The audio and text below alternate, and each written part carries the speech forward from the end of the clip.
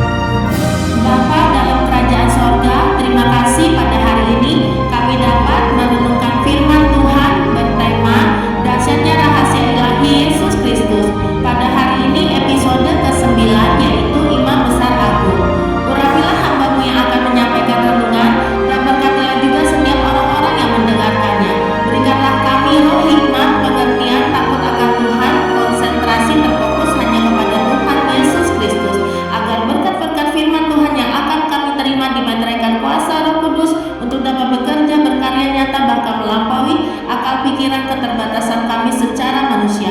Terima kasih ya Bapa, terpujilah namamu. Dalam nama Tuhan Yesus, penebus dan juru selamat kami yang hidup dan yang kekal selamanya, kami sudah berdoa dan mengucap syukur. Haleluya, amin.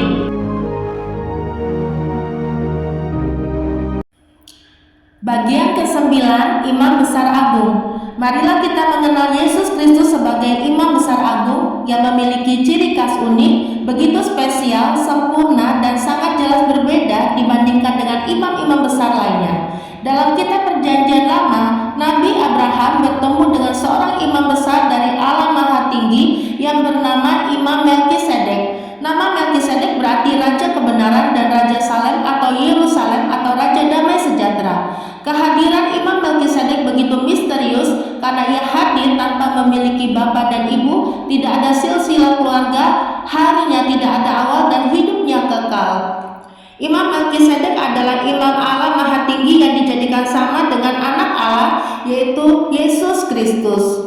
Dalam kitab Ibrani pasal 7 ayat 1, sebab Melkisedek adalah Raja Salem dan imam Allah yang Maha Tinggi. Ia pergi menyongsong Abraham ketika Abraham kembali dari mengalahkan raja-raja dan memberkati dia.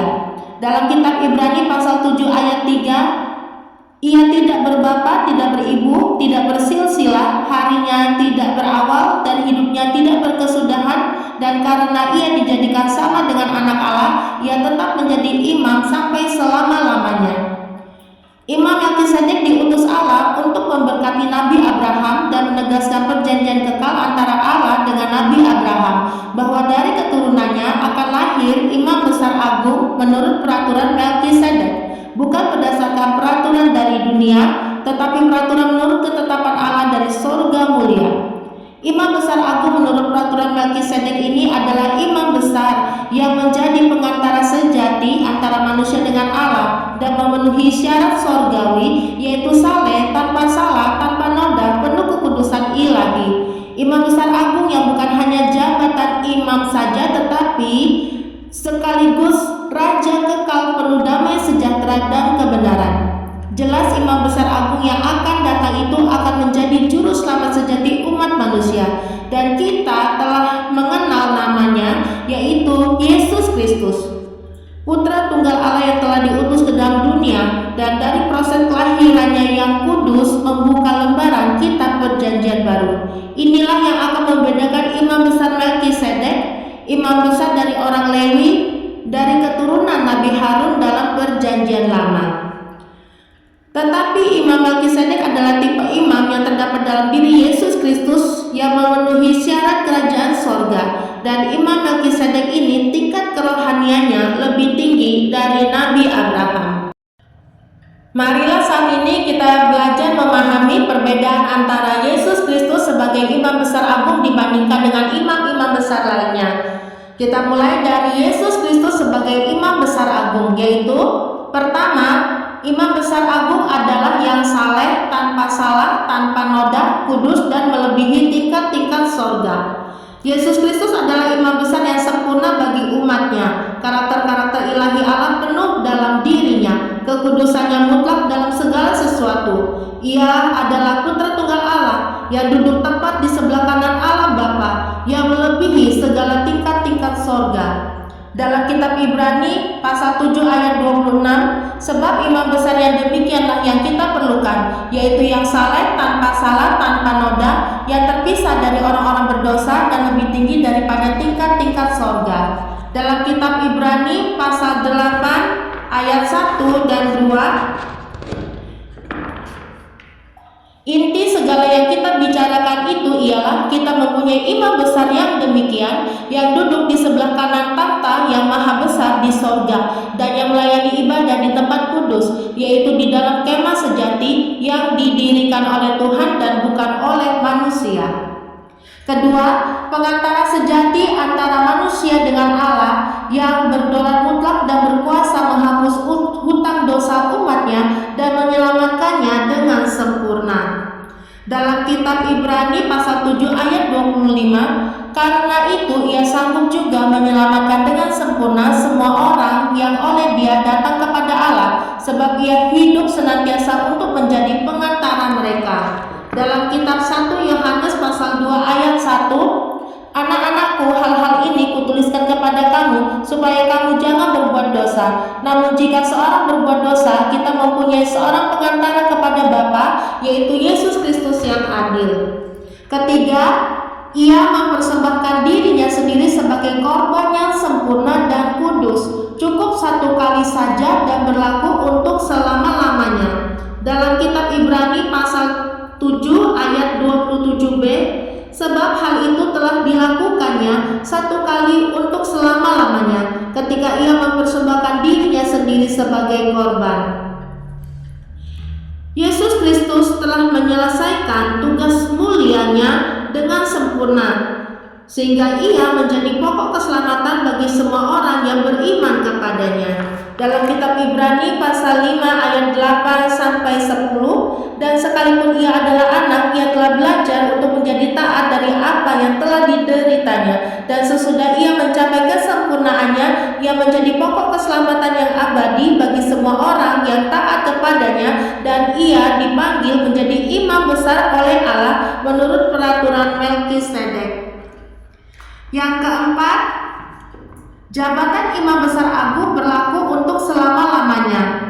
Imam besar agung menurut peraturan Melkisedek bukan berdasarkan peraturan dunia, tetapi menurut ketetapan Allah.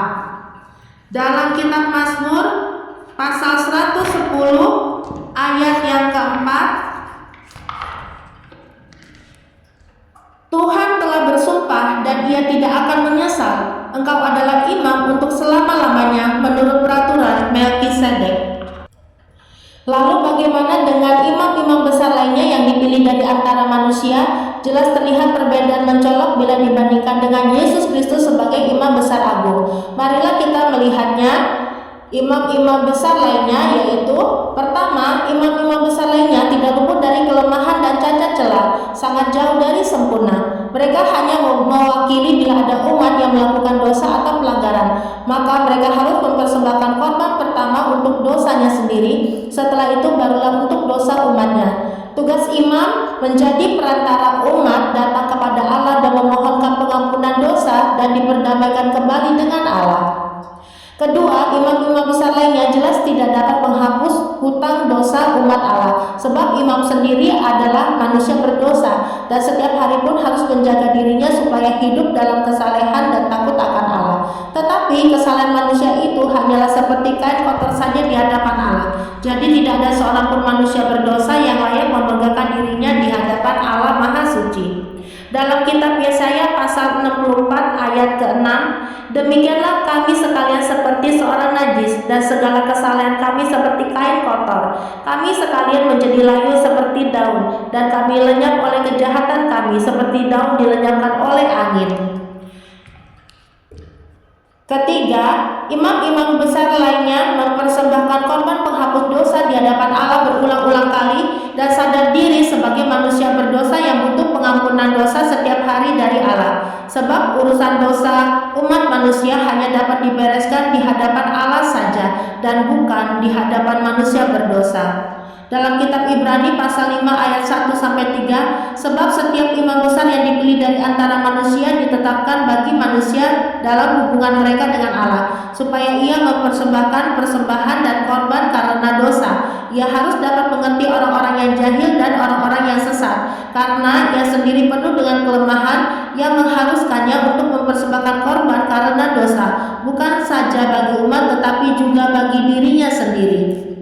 Dalam kitab Ibrani pasal 7 ayat 27a, yang tidak seperti imam-imam besar lain yang setiap hari harus mempersembahkan korban untuk dosanya sendiri, dan sesudah itu barulah untuk dosa umatnya. Saat kita sudah menyadari bahwa imam besar agung adalah Yesus Kristus Tuhan kita, maka tidak akan ada lagi yang dapat memisahkan diri kita dari kasih Tuhan Yesus yang kekal. Entahkah dalam dunia ini kita akan mengalami penindasan atau kesesakan atau penganiayaan atau kelaparan atau ketelanjangan atau bahaya atau pedang. Sungguh selama masih dalam dunia yang sangat jauh dari sempurna ini, apapun bisa terjadi. Karena itu sebagai umat kepunyaan Tuhan Yesus, marilah kita berjaga-jaga dan berwaspada. Bersandarlah sepenuhnya kepada Tuhan Yesus dan peganglah erat janji firman Tuhan buat kehidupan kita secara pribadi. Janganlah takut, janganlah gentar, janganlah khawatir, janganlah juga gelisah, karena semua kelemahan, kerentanan, ketidakberdayaan kita sudah ditanggung sempurna oleh Yesus Kristus, Imam Besar Agung yang sangat mengasihi kita. Tuhan Yesus berdaulat memegang hari esok hidup kita berada dalam genggaman tangannya yang kekal. Hanya Tuhan Yesus yang sanggup menjadikan setiap kita lebih daripada orang-orang yang berkemenangan. Haleluya, terpujilah nama Tuhan Yesus selama-lamanya. Dalam kitab Roma pasal 8 ayat 35-37, siapakah yang akan memisahkan kita dari kasih Kristus? Penindasan atau kesesakan atau penganiayaan atau kelaparan atau ketelanjangan atau bahaya atau pedang, seperti ada tertulis, oleh karena engkau kami ada dalam bahaya maut sepanjang hari, kami telah dianggap sebagai domba-domba sembelihan. Tetapi dalam semuanya itu kita lebih daripada orang-orang yang menang oleh Dia yang telah mengasihi kita. Demikianlah firman Tuhan pada hari ini. Marilah kita bersatu di dalam doa. Bapa dalam kerajaan sorga, terima kasih buat renungan pada hari ini. Kami boleh belajar mengenal Yesus Kristus sebagai